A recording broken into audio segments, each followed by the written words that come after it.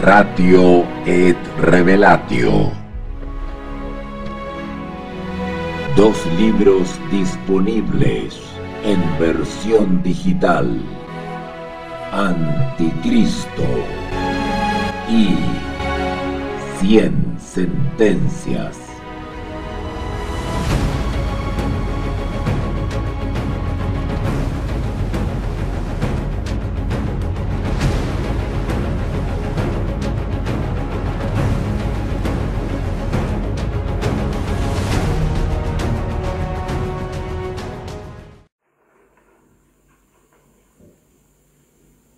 No me veréis más aquí. No hasta que aprendáis a decir: bendito el que viene en el nombre del Señor. Ya que yo y mi Padre somos uno y el mismo. Hola, ¿qué tal, queridos amigos? Que tengan muy buenas noches. Les habla Walter. Estamos ya a punto de terminar esta serie de estudios y de clases bíblicas que nos ha tomado un tiempecito, pero sin duda ha resultado de gran bendición para muchas personas, y lo digo porque me han escrito agradeciéndome, instándome a que continuemos con estos temas que son tan espirituales, son temas que realmente han fortalecido la fe y la seguridad en el Evangelio de muchas personas. Estos temas han aclarado muchas dudas y eso a mí personalmente me tiene muy satisfecho.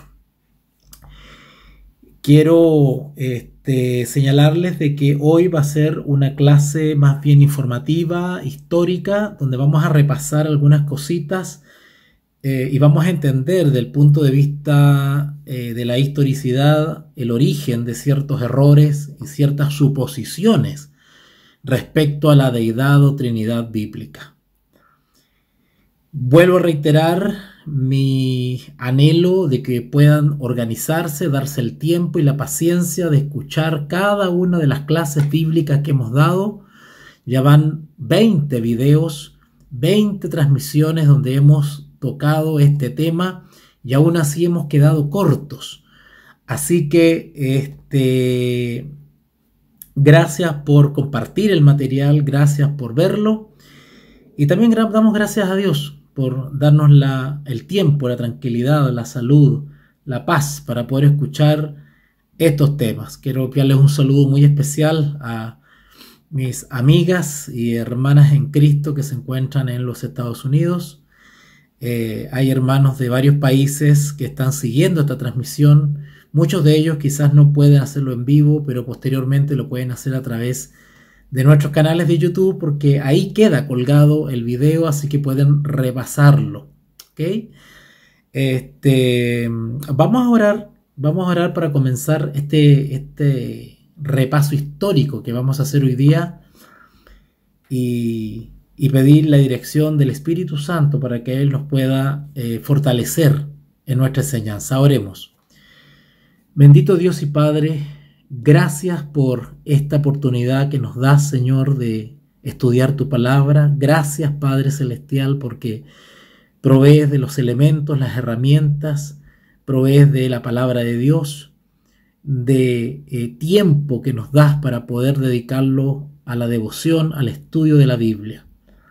Padre, queremos en estos momentos, junto a los oyentes que nos acompañan en estos momentos, pedir al Espíritu Santo, pedir a la dirección y la orientación del Espíritu Santo. Necesitamos esa orientación, que el Espíritu Santo pueda guiarnos, alumbrarnos y confortarnos, consolarnos con su paz.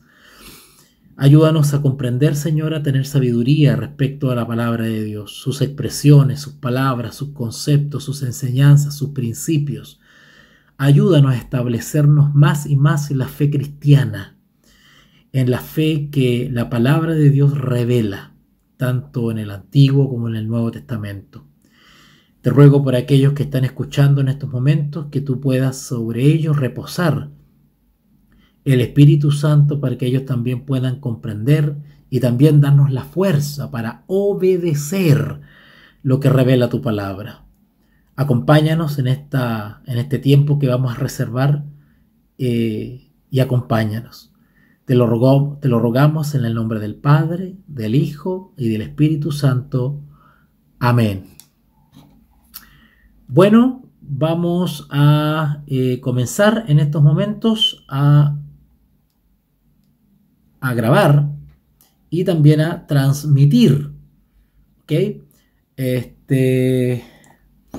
Si me esperan un minuto, porque me acabo de dar cuenta que la grabadora con la que estoy dejando registrado este estudio, pues se le acabó la pila.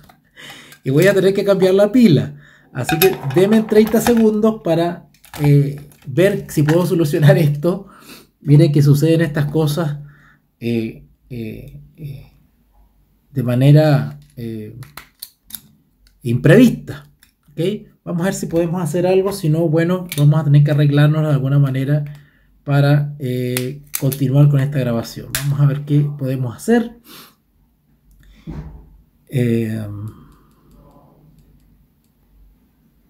Ok, vayan preparando sus Biblias por si acaso. Y lo que vamos a ver hoy día tiene que ver con... tiene que ver con algunos errores que se han vuelto populares, algunos errores que se están presentando como verdad. No vamos a estudiar todos estos errores porque en realidad sería contraproducente que yo enseñara y me expandiera y me extendiera en enseñar los errores, los detalles de los errores, pero voy a hacer un repaso general de cuáles son estos errores principales. Hay muchas herejías, muchos errores, pero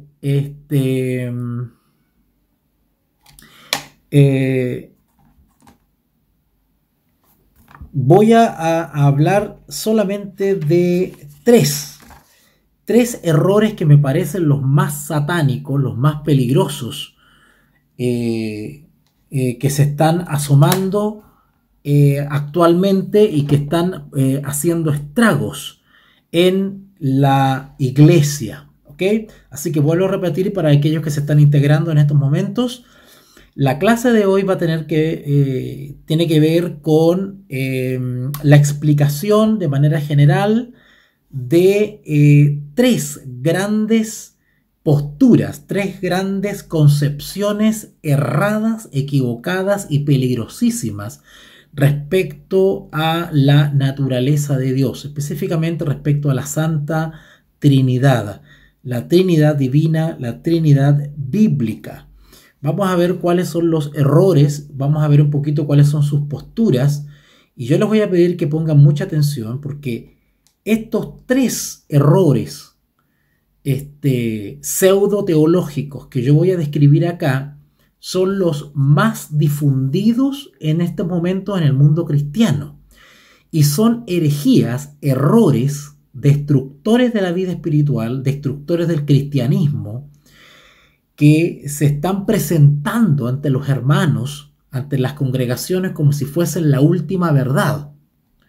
Vuelvo a repetir, estos errores se están presentando como una luz nueva, como una reforma, se están presentando como una vuelta a lo primitivo, vuelta a lo original.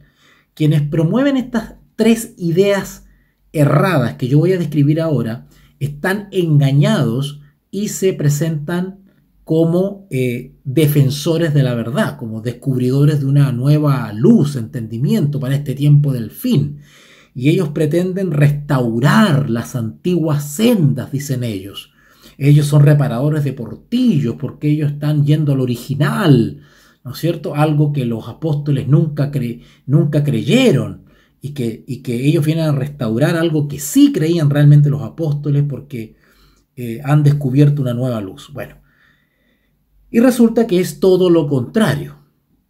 En realidad lo que ellos están presentando como una nueva luz simplemente es una vieja herejía o una vieja o antigua falsa luz que en cada generación el diablo se encarga de presentar como si fuese nueva luz.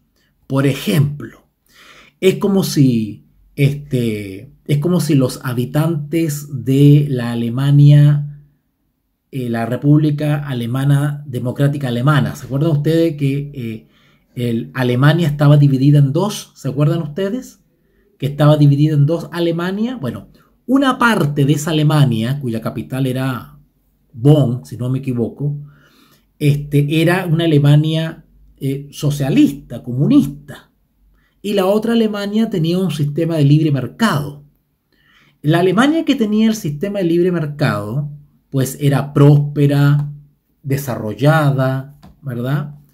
Y sin embargo la Alemania socialista era una Alemania pobre, atrasada, donde no habían libertades, no se respetaban los derechos individuales. Y las personas en ese sistema comenzaron a escapar y se empezaban a saltar el muro y tuvieron que subir más el muro para que la gente no se escapara. Impresionante. Bueno, todas las personas que vivieron esa experiencia no quieren saber nada con el socialismo y el comunismo porque saben que son sistemas políticos que no funcionan y que empobrecen los países, ¿verdad?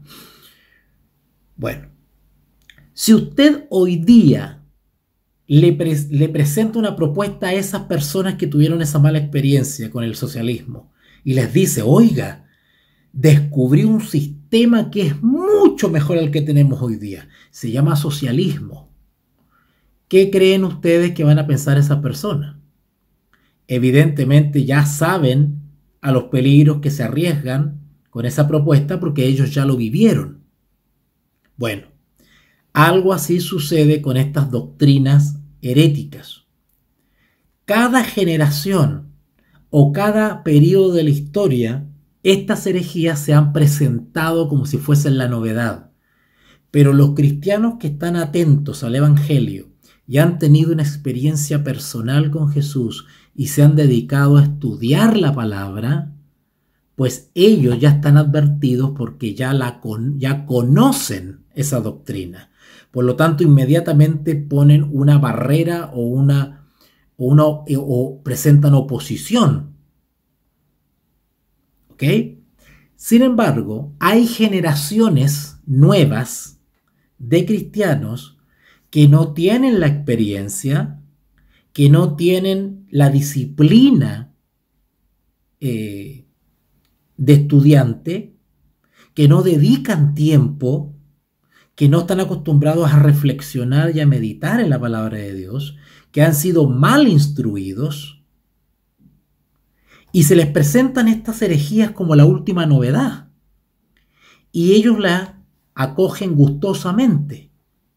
Bueno, eso está sucediendo hoy en día. El enemigo de las almas usa a mentes distraídas, mentes que están perturbadas, y les presenta estas doctrinas como novedad, y estas personas las abrazan como una nueva luz y se transforman en misioneros del diablo y comienzan a presentar estas herejías a los hermanos como si fuese nueva luz, y los hermanos de poca experiencia pues cogen esto y al mismo tiempo se transforman en engañados y transmisores del engaño. En estudios pasados hemos mencionado que a lo largo de la historia de la Iglesia, muchos han intentado explicar la doctrina de la Trinidad de una forma que sea fácil de entender. A veces han tratado de definirla de una manera que fuera más fácil de creer, pero una y otra vez han fallado en presentar verdaderamente lo que de hecho enseñan las Escrituras. Repetidamente han producido una doctrina de la Trinidad que no es bíblica. Algunos niegan las tres personas bíblicas de la deidad. Otros aceptan que hay tres personas, pero dan una mala explicación respecto a esto. Y al fin y al cabo lo que enseñan es una Trinidad distinta a la que enseña la Escritura. ¿Por qué? Muchos de ellos lo hacen con muy buenas intenciones, pero Dios no le ha dado el don ni le ha dado las capacidades intelectuales para explicar este misterio.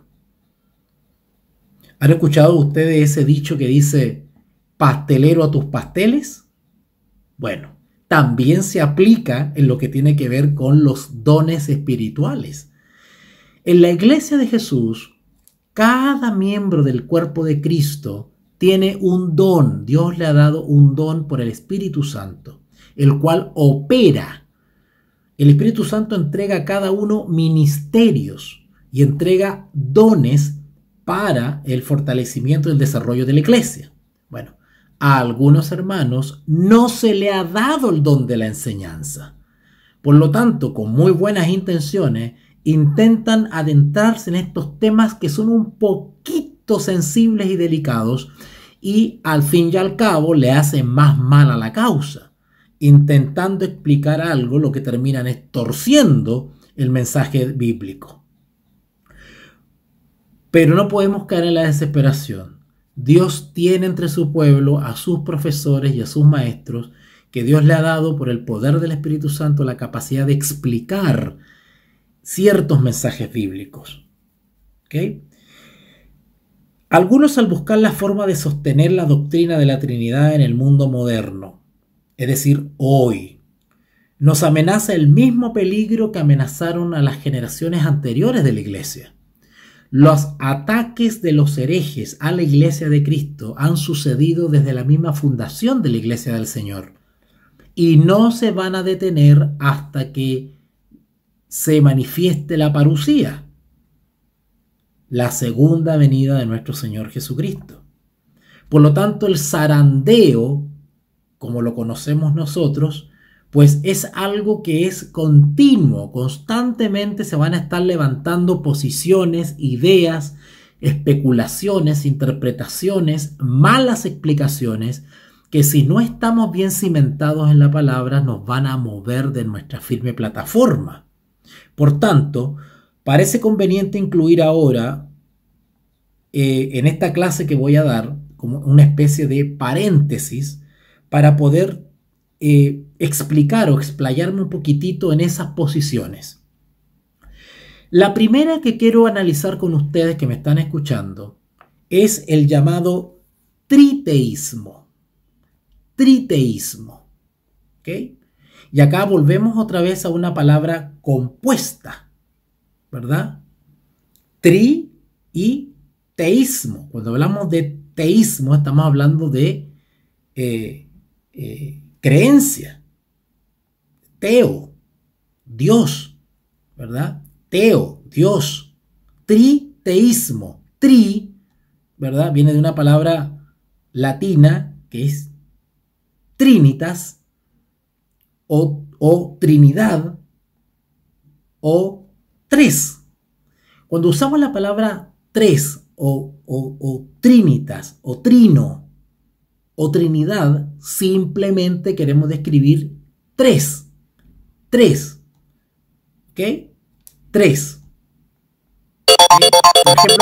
Por ejemplo, cuando hablamos, por ejemplo, de triatlón. La triatlón. ¿Han escuchado ustedes ese? La triatlón. O el trío. Va a cantar el trío, ¿no es cierto? Cuando se pasa al proscenio un grupo de cantantes y son tres, pues decimos el trío, ¿verdad? La palabra trío, trinitas, trino, trinidad, solamente quiere decir tres. Ahora, depende de quién usa la palabra para saber a qué se está refiriendo.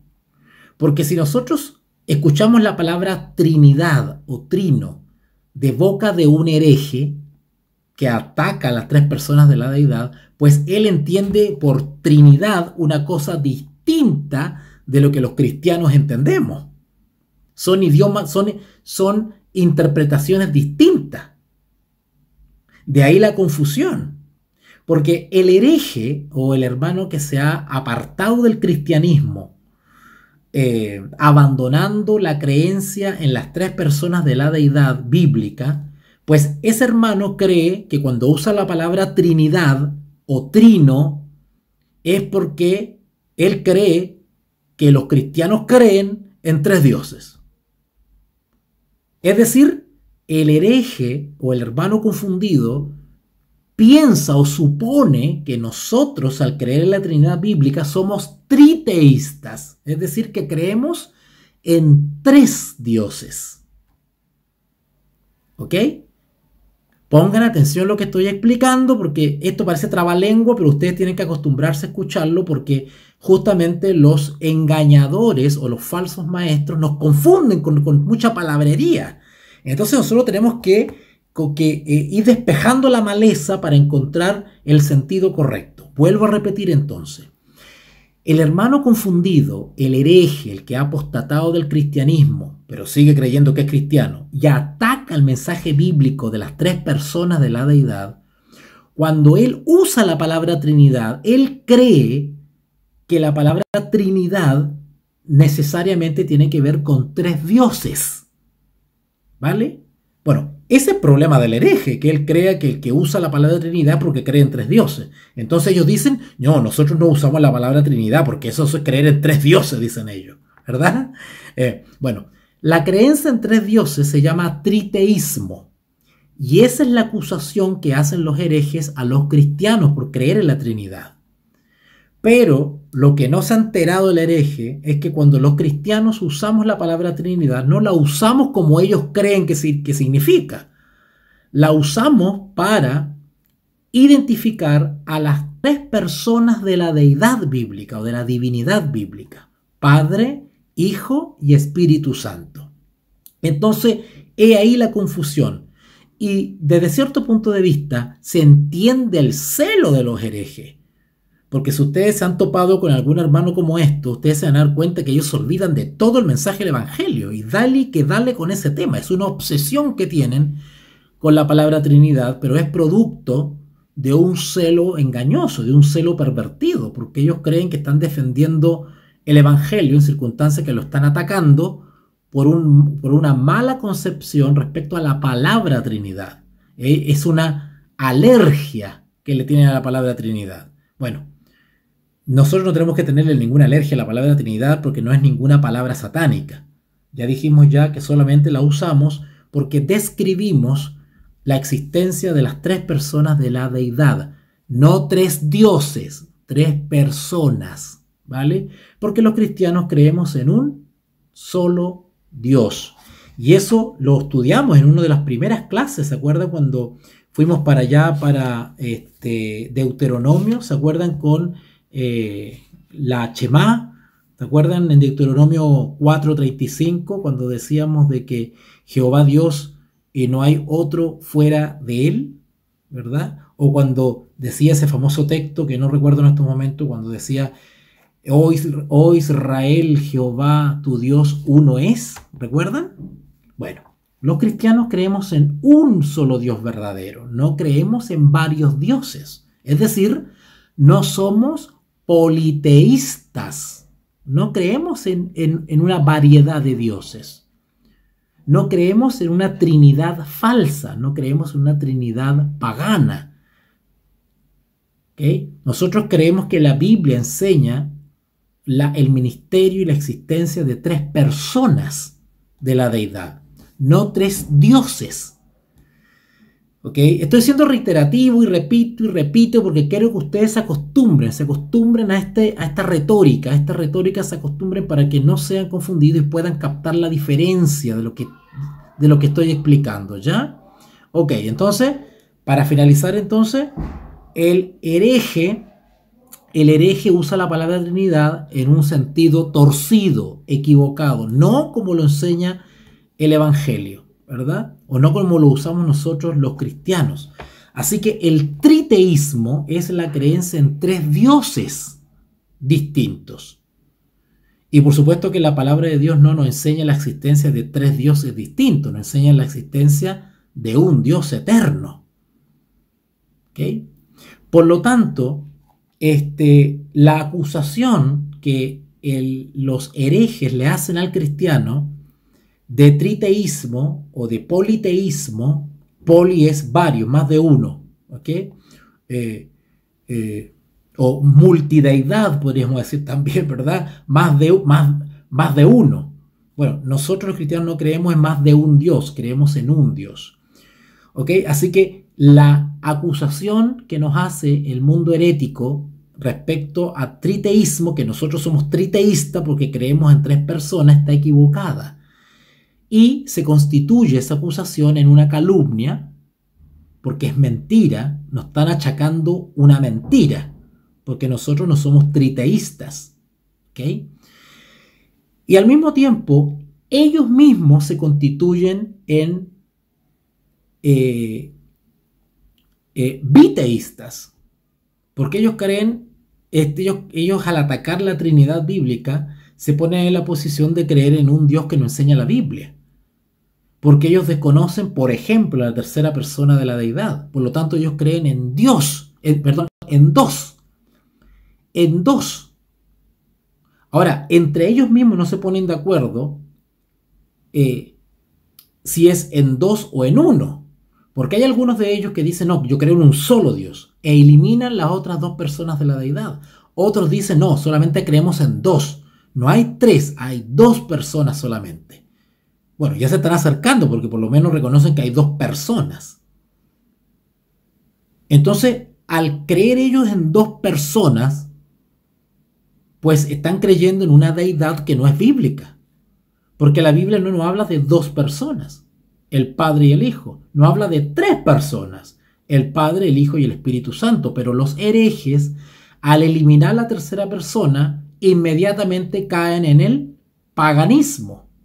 Porque adoptan la creencia en un Dios dual, en dos personas de las cuales no habla la Biblia. O sea, creen en un Dios distinto del de la Biblia. Y sin embargo, estos hermanos siguen creyendo que son cristianos. Es tremenda confusión en la que están. Esto del triteísmo es el error de no sostener que hay un solo Dios. Los judíos se aferraban tenazmente a la unidad de Dios. Y este énfasis se transmitió a la iglesia cristiana. Quiero explicarles algo acá. Los judíos especialmente se fueron a un extremo. Esto yo lo expliqué en clases pasadas, lo voy a volver a repetir. Los judíos se fueron a un extremo y ellos defendían la posición bíblica, que es correcta, de que Jehová Dios uno es. Y eso está bien, porque nosotros no somos politeístas o triteístas. Nosotros creemos en un Dios único, en la unicidad de Dios y en la unidad de Dios. Un Dios, y eso es verdad. Pero resulta que se fueron a un extremo en la creencia de un Dios porque comenzaron a rechazar a las otras dos personas de la deidad. Por eso que cuando vino Jesús le rechazaron, porque no les cabía en su entendimiento como el milagro o el misterio de la encarnación. No podían entender cómo ese Dios único, Jehová o Dios uno es, pudo haber venido en carne y haber nacido de María y en humildad más encima, en pobreza. No les cabía en la cabeza. Y por eso rechazaron al maestro, porque ellos no estaban dispuestos a aceptar una segunda persona del Dios único. Porque inmediatamente se le vino solamente. Ok, entonces tú me estás diciendo que hay dos dioses, ¿verdad? Por eso que ellos se enojaban y acusaban de Jesús de hacerse Dios. De blasfemo lo acusaban. Porque el judío decía, entonces son dos dioses. O sea, no les cabía. Y si no aceptaron a Jesús, menos iban a aceptar una tercera persona llamada Espíritu Santo. Menos todavía. Ustedes saben lo que le pasó a Nicodemo, que siendo maestro de Israel no entendía, no le cabía en la cabeza cómo podía existir un consolador, el Espíritu de verdad. No entendían. Por lo tanto, ellos se fueron a un extremo en la creencia del Dios único y rechazaron toda revelación respecto a las dos siguientes personas de la deidad, Hijo y Espíritu Santo. Muy raramente los que dicen ser cristianos han perdido de vista esta verdad. Ocasionalmente los triteístas han aparecido brevemente en el escenario de la historia. Dos de los más famosos fueron Juan Ascunagues de Constantinopla y Filóponus de Alejandría, que vivieron hasta el final del siglo VI. Este movimiento triteísta, que es un movimiento que acusa al resto de paganismo, ¿verdad? Hoy en día los modernos triteístas o herejes acusan a los cristianos de estar en Babilonia, de tener vino de Babilonia, ¿verdad? De haber sido infiltrados con la doctrina babilónica de la Iglesia Católica. ¿No han escuchado ustedes esos argumentos? Bueno, así están acusando a los cristianos hoy día por defender la doctrina bíblica de la Trinidad. Y esto del triteísmo cobró auge por allá por el siglo VI, con estas personas que le acabo de nombrar. Y estas personas, que eran eminentemente estudiosos, pero al parecer no entendían bien ciertas cosas, sostenían que hay tres dioses. ¿Se dan cuenta? Que son todos de la misma clase y sin embargo distintos y separados entre sí. ¡Wow! Mayor error aún que el de ellos es el de la secta moderna de los mormones, por ejemplo. Los mormones, por ejemplo, son triteístas. ¿Okay? Que ellos no limitan el número de tres. Ellos creen en más de tres. Y afirman que hay muchos dioses. O sea, el mormonismo es una especie de triteísmo exacerbado. No solamente consideran al Padre, al Hijo y al Espíritu Santo como dioses distintos, sino que se abre la posibilidad de más de tres dioses. O sea, prácticamente los mormones son una religión politeísta. ¿Ok?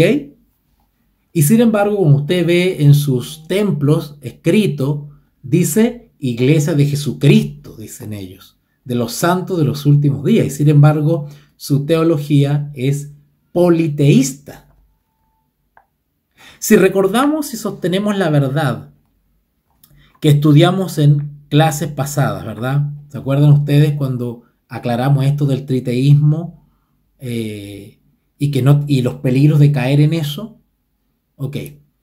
Ahora, es probable que muchos cristianos en su interior, por una falta de entendimiento, tienden a pensar acerca de Dios más en razón de su triplicidad que de su unidad. A ver, quiero explicar esto un poquito para hacerlo sencillo. Hay algunos cristianos, y de hecho hay algunos seguramente que me está escuchando, que en su conciencia, al no comprender un poquito esto, pues se inclina por la unidad y otros se inclinan por la triplicidad. ¿Me entiende? Le dan más énfasis o ponen su confianza en la dimensión de la Trinidad de las tres personas y no en el atributo de Dios como único, unicidad. Porque Dios es uno, pero también hay tres personas. O sea, cómo nuestra mente, al fin y al cabo, entiende a Dios. ¿Ok? Entonces, hay algunos hermanos que tienden a pensar en razón de su triplicidad, ¿verdad? Más que en la unidad de Dios.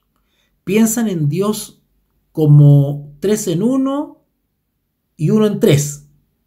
Una cosa media matemática, media aritmética. Es improbable que tales personas sean triteístas, en el sentido estricto de la palabra, porque el cristiano común y corriente no cree en tres dioses, ¿verdad? Pero también cree que bíblicamente se revelan tres personas. Y muchos hermanos sienten miedo o inseguridad por el solo hecho de reconocer las tres personas de la deidad y dicen, ¿no será verdad que estoy creyendo en tres dioses? ¿Ok? Así que cuidado con eso. La manera de poder afirmar nuestra fe, nuestra confianza en estas características de nuestro Dios misericordioso y verdadero es simplemente en creer por la fe que nuestro Dios es uno, es decir, la unicidad, uno, un Dios verdadero. Pero también hay una unidad en su pluralidad, es decir, en su propia naturaleza y esencia existen tres personas. ¿Ok? Así que nuestra mente limitada no puede razonar detalladamente respecto a eso. Por lo tanto, ese es el límite en el cual ya nosotros tenemos que dar paso a la fe. ¿Ok? Así que triteísmo, entonces, la creencia en tres dioses. Por ejemplo, la falsa trinidad egipcia. Los egipcios creían en tres dioses. El dios Sol, Ra, si no me equivoco. Después está Isis, la esposa, ¿verdad? O sea, yo digo esposa, pero en realidad no es esposa. Y después está Horus, el hijo. Bueno, esa es una falsa trinidad. Primero porque son tres dioses. No es un dios, distinto al cristiano.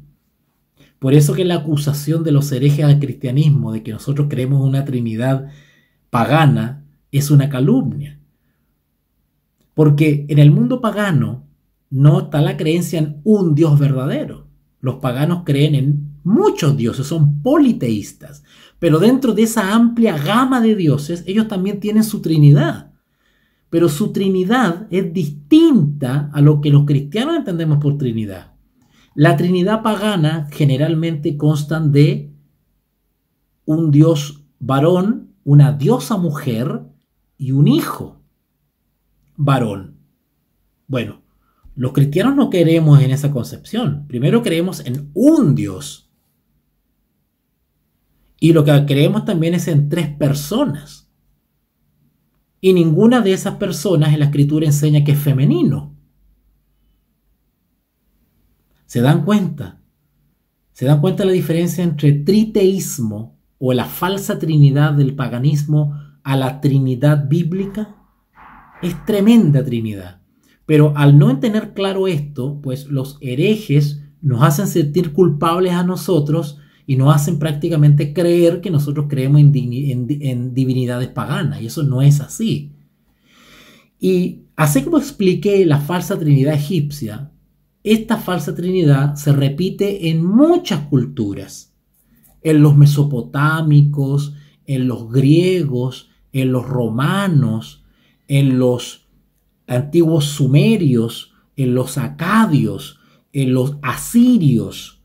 Y podría seguir nombrándoles pueblos paganos que también, aparte de ser politeístas, que creen en una infinidad de dioses, también tienen una trinidad. Pero si ustedes investigan las creencias paganas, los dioses paganos, y eso es cultura general, pueden leer cualquier libro, se van a dar cuenta que lo que ellos creen por Trinidad o tienen por Trinidad no tiene nada que ver con lo que el cristiano entiende por Trinidad. Quiero aclarar ese punto, ¿ok? Así que aclarado eso, pues los dejo advertidos respecto al concepto de Trinidad, de triteísmo, que es la creencia en tres dioses, ¿ok?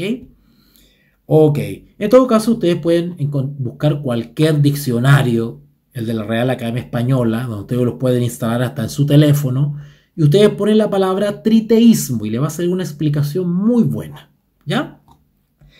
Si esto es un tema de concepto, el problema es que el pueblo cristiano no entiende ciertas palabras, ¿vale? No entiende, y son palabras que no son palabras del otro mundo, son palabras que usted encuentra en el diccionario, pero como no las entendemos, ¿verdad?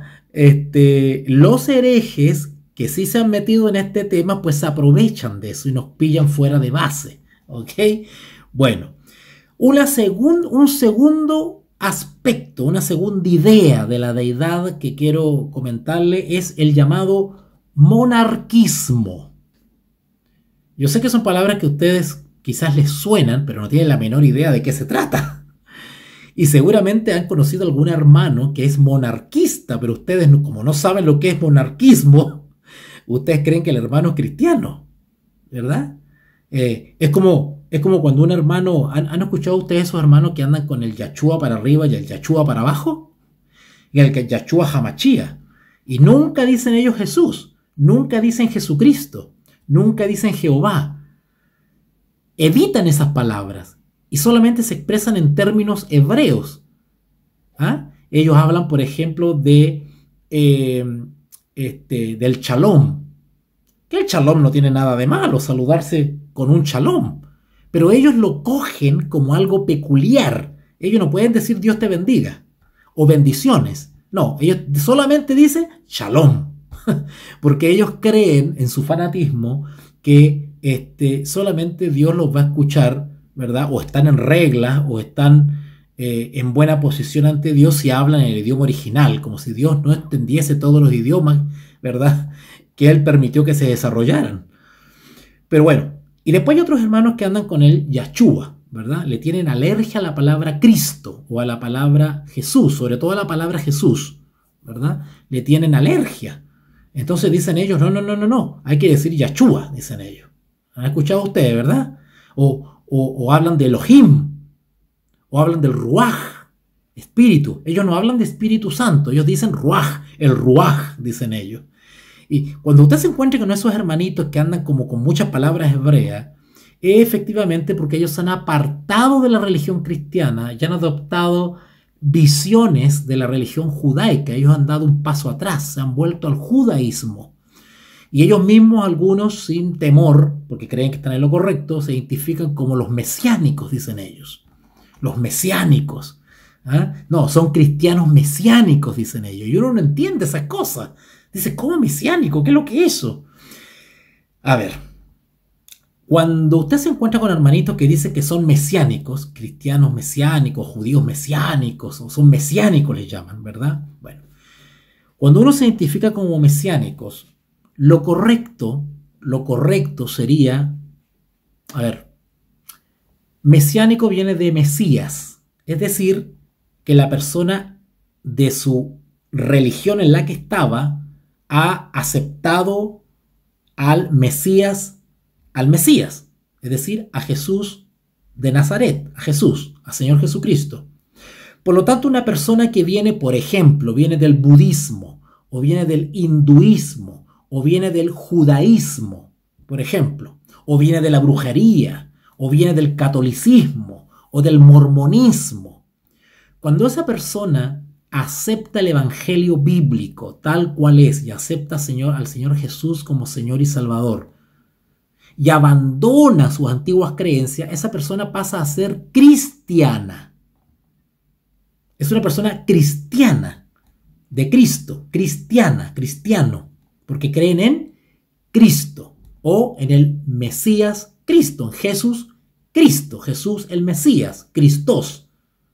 ¿Ah? Jesucristo el Mesías. Por lo tanto, a esa persona hay que decirle cristiano. No tienes para qué decirle mesiánico. Ahora, el término mesiánico se ocupa generalmente al que pertenecía a la religión judía y se ha hecho cristiano. Por lo tanto, si tú fuiste de la religión judía y te pasaste al cristianismo, pues no corresponde que se te llame ni judío ni mesiánico. Hay que decirte cristiano porque aceptaste a Jesús como Señor y Salvador. Entonces, ¿para qué tener un pie en el judaísmo y un pie en el cristianismo autoproclamándote o haciéndote llamar mesiánico? Así como diciendo, acepté al Mesías, pero yo todavía sigo siendo judío. ¿Han escuchado ustedes eso? Entonces, ¿cómo es la cosa? O somos cristianos con los dos pies, o somos cristianos con un solo pie. ¿Cómo es la cosa? Bueno, hay judíos de nacionalidad judía, de religión judía, que se han hecho cristianos, pero todavía no abandonan muchas cosas de su judaísmo. Bueno, esos son cristianos a media. Y esos se hacen llamar mesiánicos. ¿Ok? Ahora, la palabra mesiánico también ha sido tergiversada.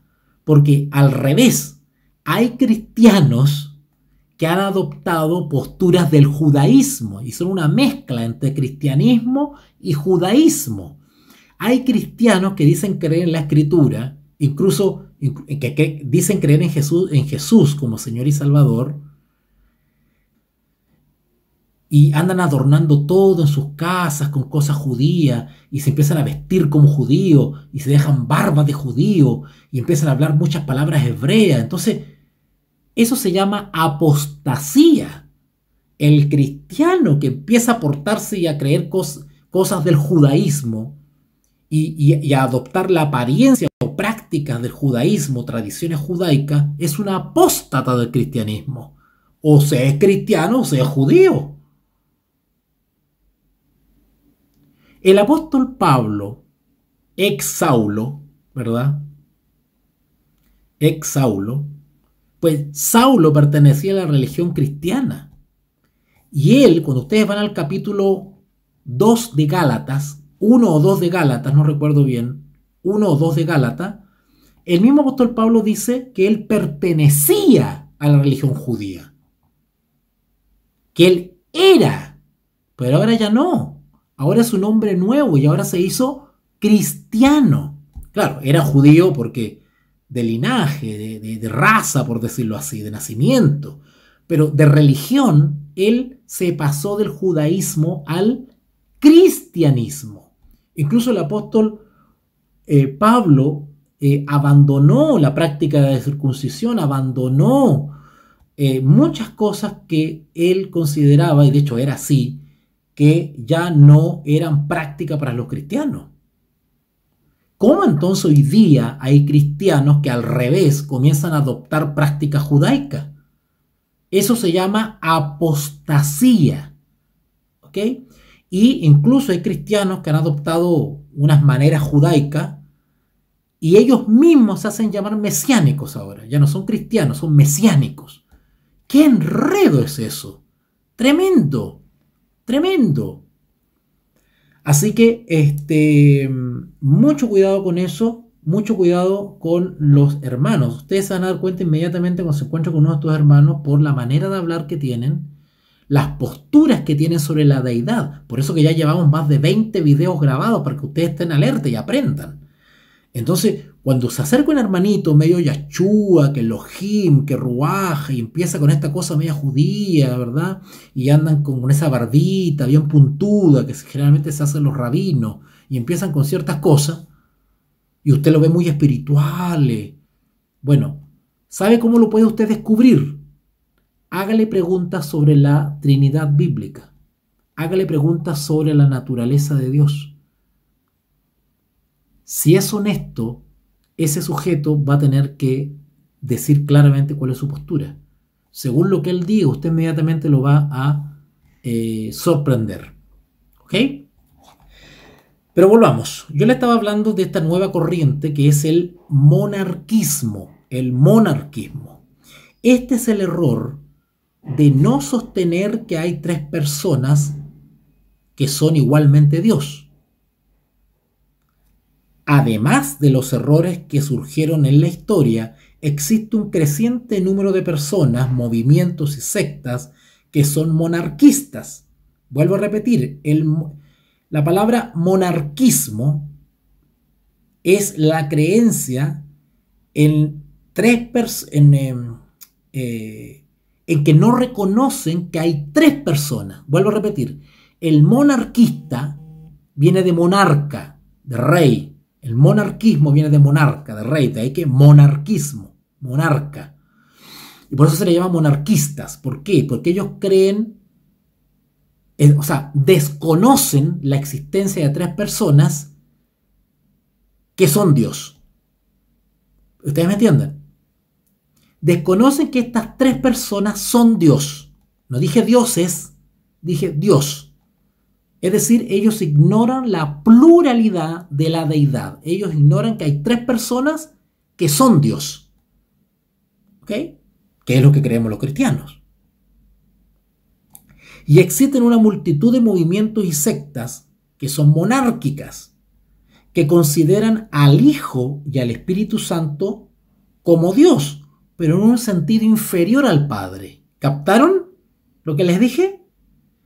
Ellos no niegan que exista un Hijo y no niegan que exista un Espíritu Santo. Solo lo que dicen es que son inferiores al Padre. De ahí que a ellos se les llama monarquistas, de monarca, que solamente reconocen como Dios verdadero y todopoderoso a Dios el Padre, y que el Hijo y el Espíritu Santo estarían en un estatus más bajo, inferior, subordinado, con menos poder, con menos atributos, inferiores. Son una especie de personas chiquititas que no son igual al Padre. La preeminencia la tiene el Padre, el monarca, el rey. Por eso se llaman los monarquistas. ¿Ok? Frecuentemente ellos hablan del Hijo y del Espíritu Santo como si no fueran Dios en absoluto. O sea, son cualquier cosa menos Dios. ¿Ok? Y este tipo de posiciones no ha muerto. Este tipo de posiciones se vienen arrastrando desde el siglo IV en adelante, siglo V en adelante, y hoy en día vuelven a aparecer, pero camufladas de distintas maneras. Claro, los hermanos dicen, ay no, pero él cree en las tres personas. Claro, pero hay una diferencia, a veces no la dicen. Que ellos realmente creen que sí, hay tres personas, pero solamente el Padre es Dios. El Hijo y el Espíritu Santo son inferiores.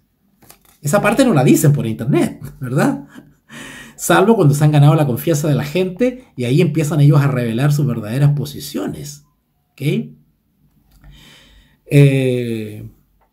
Encontramos un error en este terreno por primera vez, ahora en la parte histórica, a principios del siglo II. Este movimiento herético monárquico aparece por ahí por el siglo II. ¿Okay? En aquel tiempo surgieron los famosos gnósticos. ¿Han escuchado ustedes de los gnósticos? Yo sé que sí, ¿verdad? Los gnósticos. ¿Ah? En aquel tiempo surgieron los gnósticos, en el siglo II. Que sostenían que Dios era una sola esencia y una sola persona. Y que Él, Dios, de Él emanaban seres divinos inferiores, o sea, el Padre y el Hijo, mediante los cuales se ponía en contacto con el mundo. ¿Notaron que esta interpretación es un poquito como mística? ¿Verdad? La palabra gnóstico, gnosis, viene de conocimiento. Gnosis es conocer, conocimiento. Pero ellos, este movimiento gnóstico, medio místico, ellos creían encontrar la verdad y la sabiduría en una interpretación un poquito espiritualista, media como esotérica de las cosas de Dios. ¿Ok? A estos se les llamaban eones. Noten la palabra. Yo sé que estas palabras ustedes no las han escuchado nunca, pero que es bueno que ya se relacionen con estos términos para que estén atentos. A estas personas que creían eso se les llamaban eones. Y Cristo, o sea, eones se le llamaba a estos seres inferiores, es decir, al Hijo y al Espíritu Santo, porque el único Dios era el Padre, el monarca. De ahí que monarquistas, ¿ok? Pero también surgió este otro movimiento llamado gnósticos, que derivan de estos monarquistas. Y ellos llamaban a estos seres inferiores, el Hijo y el Espíritu Santo, eones, le llamaban, que eran eones. Y Cristo era uno de los mayores eones. Al mismo tiempo existió la secta de los ebionitas. ¿Ustedes han escuchado de los famosos ebionitas? Yo sé que sí también. Son palabras que no son tan ajenas a nosotros. ¿Ok? Los ebionitas. ¿Qué decían los ebionitas? Los ebionitas declaraban que Cristo era un mero hombre y que el Espíritu Santo era una influencia divina nomás, impersonal. Es decir, que no era persona. ¿Han escuchado ustedes a hermanos hoy en día que dicen que el Espíritu Santo no es persona? ¿Han escuchado ustedes eso? Bueno, antiguamente se le conocía a las personas que decían eso, se les llamaban los ebionitas, ¿okay? Que decían que Jesús era un simple ser humano y que el Espíritu Santo era una influencia divina impersonal. ¿Qué quiere decir impersonal? Que no es personal, que no es persona. La misma creencia sostuvieron los socinianos. Esto yo estoy seguro que ustedes tampoco lo han escuchado. Esa es otra secta, otro movimiento, los socinianos, que llegaron a ser prominentes en Europa durante el siglo XVI y la mantienen ahora los unitarios. Hoy en día ya no se llaman ebionitas, no se llaman socinianos, sino que hoy en día se llaman los unitarios. Ese movimiento apóstata del cristianismo hoy en día se llama unitarios. El unitario no cree que Jesús es Dios, cree que es un simple hombre. ¿Ok? Bueno, y entre ellos mismos hay distintas posiciones, pero les hablo de la más general. Y el Espíritu Santo no sería persona, menos sería Dios, simplemente es una influencia, ¿ah? Una cosa así, una influencia. ¿Ok? Lo que sí hoy en día existe son los gnósticos. Esos todavía existen todavía, los famosos gnósticos, todavía existen ellos. Así que durante el siglo pasado, o sea, el siglo X, el siglo XX, podríamos también hablar del siglo XIX, incluyamos el siglo XIX, a fines del siglo XIX y todo el siglo XX han recrudecido este tipo de posiciones antiguas respecto a la deidad o trinidad bíblica. Y muchos de ellos interpretaban los milagros de manera científica, mística, alegórica. Para ellos no existieron los milagros literalmente, los milagros que hizo Jesús. Y hoy en día algunos sostienen las mismas posiciones. Le dan todo tipo de explicaciones, pero menos lo aceptan por la fe. Ay, ¿cómo alimentó a 5.000 personas el Señor Jesús? ¿Cómo lo hizo? Imposible. ¿Cómo se abrió el Mar Rojo? Imposible. Tiene que haber ido una marea, tiene que haber ido algo, ¿no es cierto? Empiezan a darle explicaciones de tipo racionalista. ¿Ok? Ahora, una de las mayores amenazas contra la verdad acerca de Dios apareció a principios del siglo IV por obra de un famoso presbítero de Alejandría. Cuando yo le digo Alejandría, estoy hablando de Egipto, ¿ok? En Egipto se desarrolló un tremendo movimiento cultural, teológico. Ahí se formó la famosa Biblioteca de Alejandría. Era como el centro universitario, por decirlo así, de la antigüedad. Y ahí habían escuelas de teología y habían muchos cristianos piadosos que enseñaban la palabra de Dios. Pero hay muchos que se desviaron en ciertas cosas, por ejemplo, en lo que tiene que ver con la deidad. Y desde ahí salió un famoso cristiano llamado Arrio. Y este Arrio comenzó a difundir algunas ideas sobre la deidad. Arrio sostenía que Dios no era sino una persona eterna,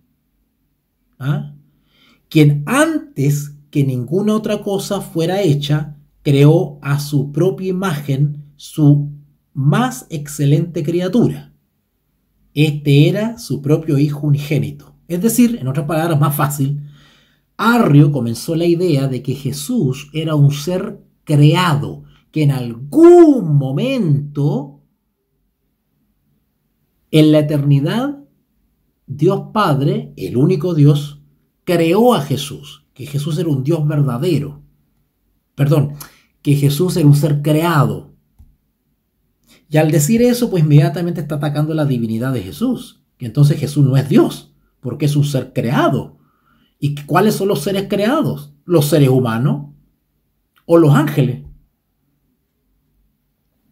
Arrio sostenía que el Hijo era divino, en un sentido secundario, pero que no era eternamente el Hijo de Dios, y que ciertamente no era Dios en el mismo sentido que lo era el Padre. ¿Notaron? Que suena como muy sutil, pero en el fondo está enseñando una herejía. Fue el Hijo quien hizo todo lo demás, y fue Él quien, mucho después, se hizo hombre en la persona de Jesús de Nazaret. La primera y gran criatura creada por el Hijo de Dios fue el Espíritu Santo. Note lo que está diciendo. Arrio decía que la primera y gran criatura creada por el Hijo de Dios fue el Espíritu Santo. Este era divino en un nivel aún más inferior. O sea, el Espíritu Santo era inferior al Hijo.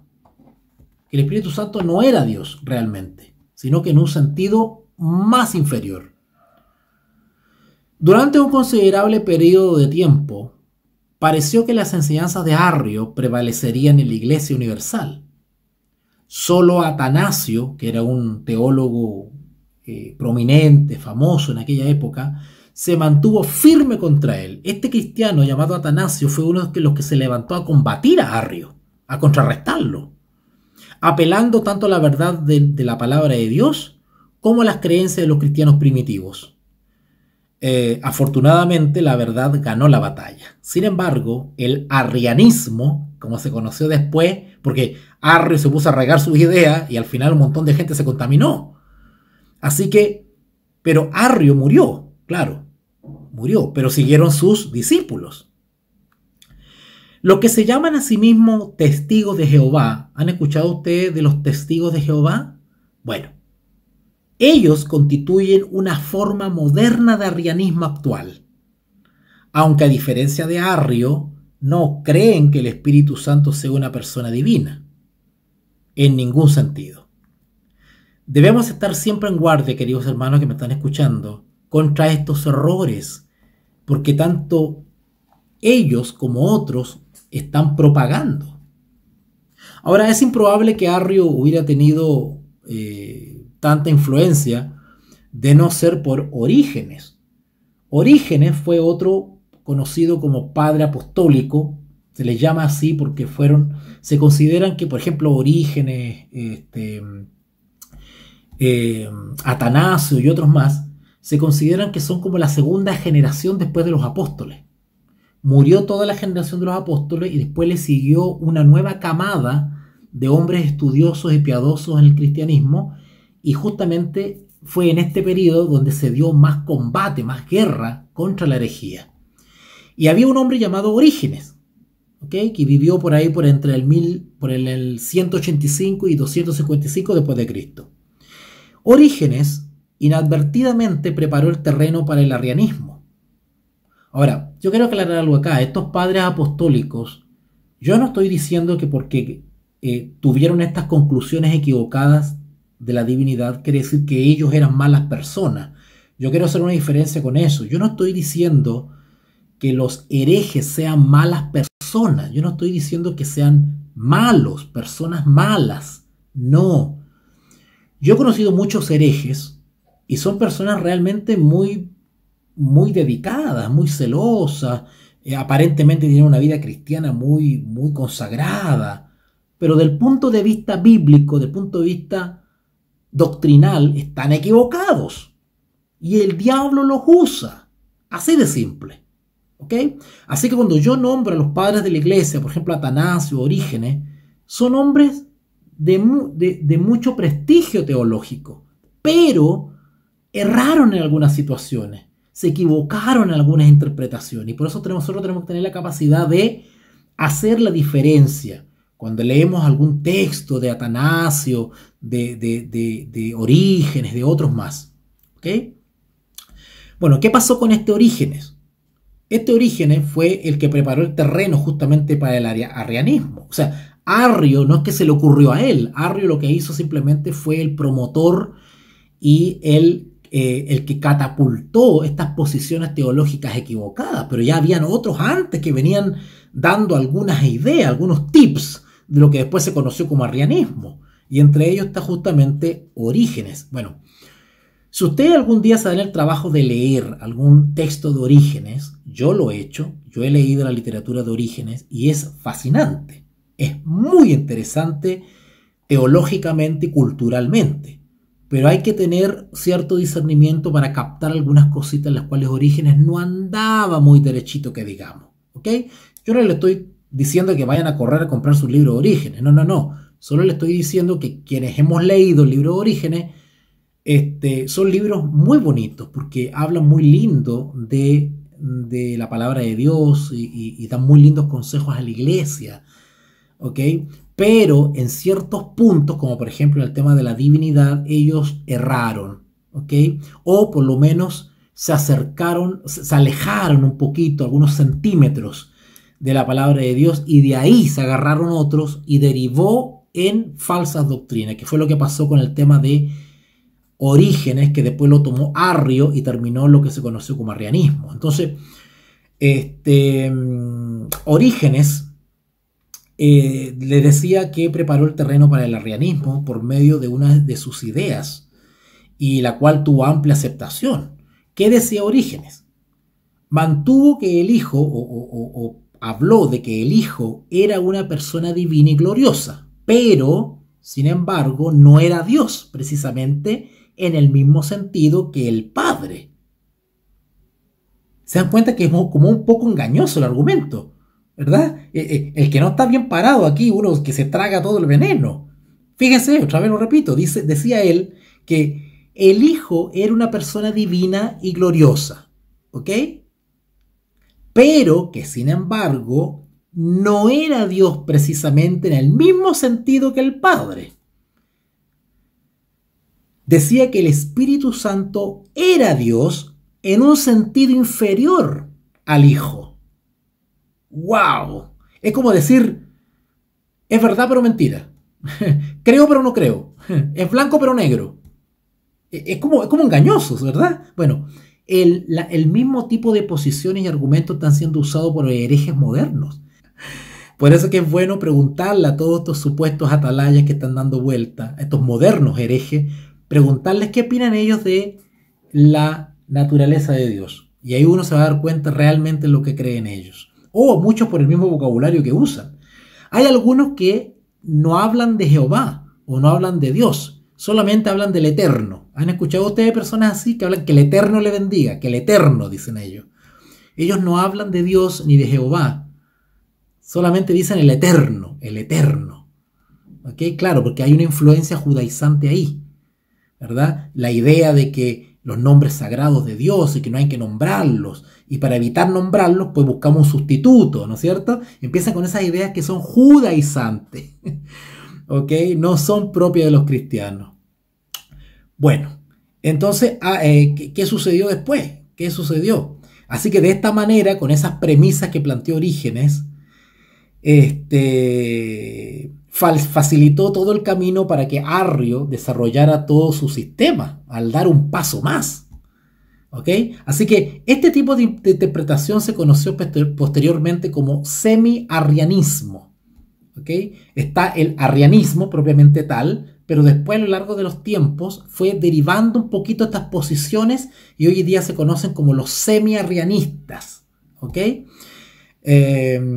También otro cristiano piadoso llamado Eusebio de Cesarea, y después había otro que se llamaba Eusebio.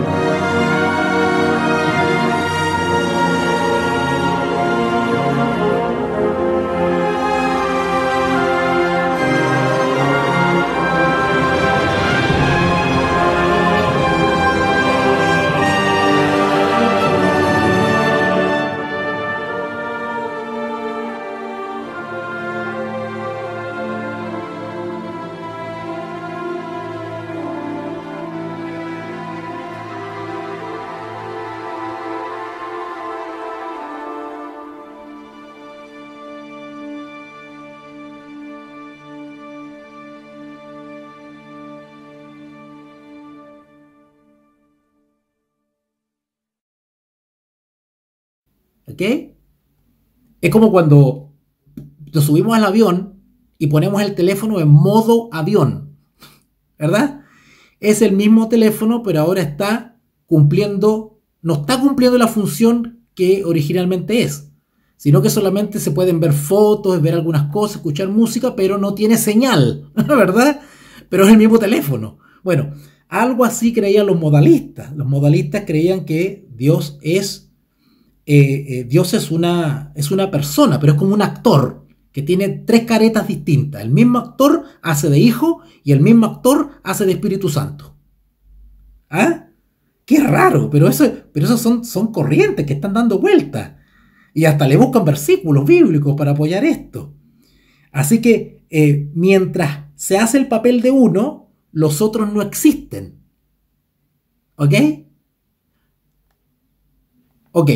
Por ejemplo, es como si uno de ustedes, cuando está con su esposo, pues cumple la responsabilidad de esposa. Pero cuando está con sus hijos, usted cumple la labor de mamá. ¿Ok? Es decir, cuando usted cumple el rol de mamá, no está siendo esposa. Y cuando cumple el rol de mamá, cuando cumple el rol de esposa, no está siendo mamá. Bueno, eso creen los modalistas. Mientras que uno, es decir, el padre, por ejemplo, cumple su labor de padre, los otros dos, es decir, el Hijo y el Espíritu, no existen. Solamente existe cuando cumple un modo, un rol, un papel, como si fuese un actor. ¿Ok? Este tipo de explicación de la Trinidad bíblica se le llama modalismo. El modalismo ha surgido de distintas formas. Ahora, eso es un paréntesis que quiero hacer. Yo le he explicado a grosso modo más o menos las posiciones y lo que dicen estos grupos. Pero dentro de cada uno de ellos hay distintas posiciones que han aparecido. Sí, es un tremendo melcoche. Ahora, dentro del modalismo mismo han surgido distintas formas. Y uno de los principales expositores o promotores de esto en la antigüedad fue un famoso Praxeas de Asia Menor, ¿okay? A principios del siglo III. Sin embargo, su más famoso representante fue Sabelio, ¿okay? Un presbítero de Ptolomais, que vivió a mediados del siglo III. Por esta razón, dicho error se conoce frecuentemente como sabelianismo. ¡Ay, ay, ay, señor mío! A ver, originalmente este tipo de especulaciones se conoce como modalismo, pero a lo largo del tiempo, esto, por decirlo así, lo hizo famoso, lo difundió más un tal Sabelio. Desde ahí, el modalismo comienza a conocerse como sabelianismo, de Sabelio. ¿Ok? Sabelio sostenía que la única persona divina que existía eternamente tenía el título de Dios el Padre. Cuando creó el universo y más tarde estuvo entre nosotros como hombre, tuvo el título de Dios el Hijo. Y ahora, cuando actúa en las vidas de los hombres y mujeres, tiene el título de Dios el Espíritu Santo. Esta enseñanza significa que fue realmente Dios el Padre quien sufrió en la cruz, de forma que a veces se conoce a los sabelianos como patripasianos, los que enseñan que el Padre sufrió. ¿Se dan cuenta ustedes que el error comienza con una pequeña desviación en la historia y luego viene otro y le agrega un poquito más y luego aparece otro y le agrega un poquito más y luego viene otro y le modifica un poquito la... ¿Se dan cuenta? Y esto se va haciendo como una bola de nieve. Por eso hay tantas posiciones en el arrianismo, hay tantas posiciones en el monarquismo, hay tantas posiciones en el gnosticismo, hay tantas posiciones en los ebionitas, en los modalistas, en los sabelianos, hay tantas posiciones porque cada generación le agrega o le modifica un poquito más porque cada uno pretende dar una explicación definitiva de la eterna deidad. ¿Okay? Ahora, este error del modalismo, o como se conoció posteriormente el sabelianismo, ha surgido varias veces en los últimos siglos, concretamente en los escritos de algunos filósofos europeos, que habían experimentado cierta clase de influencia cristiana. Bueno, yo quiero decirles algo, yo estoy hablando del siglo II, III, IV, V, pero resulta que en la medida que iba avanzando la historia, iban apareciendo nuevos exponentes de estas herejías. ¿Y qué sucedió? También fuera del mundo cristiano habían filósofos, y los filósofos también se tomaban de algunas de estas ideas para crear sus propios sistemas, ¿no? Si esto se armó una tremenda melcocha. Así que muchos filósofos europeos tomaron influencia de la herejía cristiana para desarrollar sus sistemas. Así que algunos explican la Trinidad, por ejemplo, como si fuese una sustancia química, ¿verdad? Como si fuese el H2O, ¿verdad? Algunos dicen que no, que el agua es como tres distintos estados del agua: sólido, líquido y gaseoso. Imagínense, ¿qué clase de explicación es esa sobre la Trinidad? ¿Ok? Pero ese tipo de explicaciones, o la que dan los herejes, lo que hace es pervertir la doctrina bíblica de la Trinidad. ¿Ok? Buscando analogías que realmente no logran describir la naturaleza de la deidad. Ya hemos explicado eso de que es imposible. Por eso que tenemos que remitirnos solamente a lo que el texto bíblico nos enseña acerca de la Trinidad bíblica. ¿Ok? A veces se encuentra el sabinialismo en las oraciones del cristiano. A menudo hay personas que empiezan orando y dicen, ¿no es cierto?, oran al Padre, ¿verdad? Porque así nos enseñó a orar el Señor Jesús. Al Padre, hay que dirigirse al Padre. Pero resulta que algunos hermanos, mientras están orando, dicen, gracias Padre por morir por nosotros. Esa es una idea sabeliana, de que el Padre fue el que murió en la cruz, ¿verdad? Esa es una idea sabeliana. Por eso que al expresarnos también nosotros tenemos que tener mucho cuidado. Ahora, Dios sabe que lo hacemos con buenas intenciones y que a veces nos expresamos equivocadamente, y para eso está el Espíritu Santo, ¿verdad? Que Él nos refina poco a poco para expresarnos de la manera correcta ante Dios. Pero se lo señalo para que tengamos cuidado en ese sentido a la hora de expresarnos en la oración. ¿Ok? Así que vamos a dejarlo hasta acá. Más o menos les di un resumen, así a grosso modo, sobre algunas ideas equivocadas que hay sobre la Trinidad bíblica. ¿Ok? Así que yo no pido que de buenas a primeras ustedes comprendan todo lo que le acabo de decir, porque yo sé que es un poquito complicado digerir esto.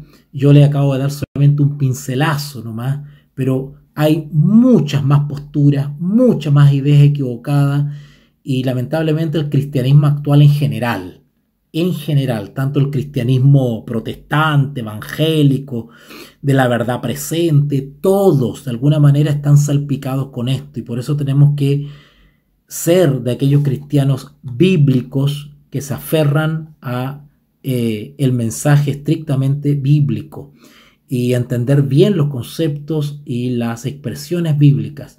Recuerden que Dios tendrá un pueblo que estará en la sana doctrina, no se contaminará con mujeres, es decir, con doctrinas religiosas falsas, ¿ok?